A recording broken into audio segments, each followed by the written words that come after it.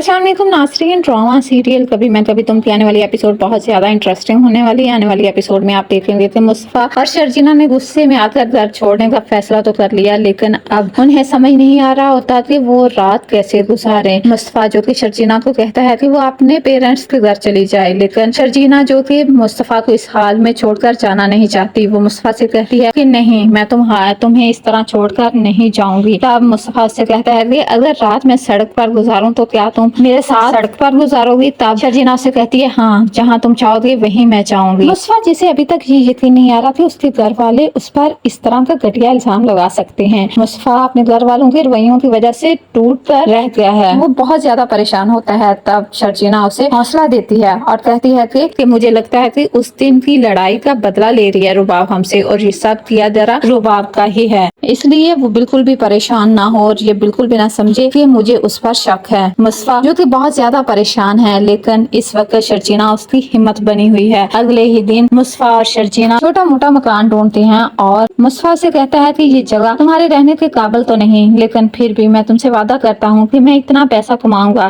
कि एक दिन तुम्हें अपना घर लेकर दूंगा। तब शर्जीना से कहती है कि उसे उस पर पूरा यकीन है। तो अगले ही सीन में आप देखेंगे कि रुबाब जो कि मुस्तफा के घर वालों पर एहसान जता रही होती है और वो उनसे कह रही होती है कि उन पर बहुत बड़ा एहसान है। अगर आज वो पुलिस को बुला लेती तो ना उनकी इज्जत बचती और ना ही इस वक्त मुस्तफा जेल से बाहर होता। ये उसका एहसान है कि उसने इस घर की इज्जत के बारे में सोचा और पुलिस को कुछ नहीं बताया। ये बातें सारी जो होती हैं ये मुस्तफा की बहन सिद्रा से तो बिल्कुल भी बर्दाश्त नहीं होती। वो रुबाब को कहती है कि मुस्तफा ने ऐसा कुछ भी नहीं किया। मुस्तफा जो कि बहुत बदल चुका है, अब तो वो खुद कमाना शुरू हो गया। उसने तो तब ऐसा नहीं किया जब वो खुद कमा नहीं रहा था। तब रुबाब उससे कहती है तो क्या मैं झूठ बोल रही हूँ या मैंने वो पैसे वहाँ पहुँचा दिए? तो दूसरी तरफ शगुफ्ता बेगम जो कि इस सब का कसूरवार शर्जीना को ठहराती है कि शर्जीना के आ जाने की वजह से मुस्तफा बहुत ज्यादा बदल गया। मुस्तफा जो कि कभी भी नजर उठाकर अपने बड़ी भाई से बात नहीं करता था और अब शर्जीना की वजह से उसने अपने भाई का गिरेबान पकड़ लिया। ये सब किया कराया शर्जीना का है, वो शर्जीना को कभी भी माफ नहीं करेगी। तो अगले ही सीन में आप देखेंगे कि अदील जो ये बात समझ रहा है कि इस सब ड्रामे के पीछे जरूर रुबाब का ही हाथ है, क्योंकि वो मुस्तफा को अच्छे से जानता है कि वो नकम्मा नकारा और कामचोर तो हो सकता है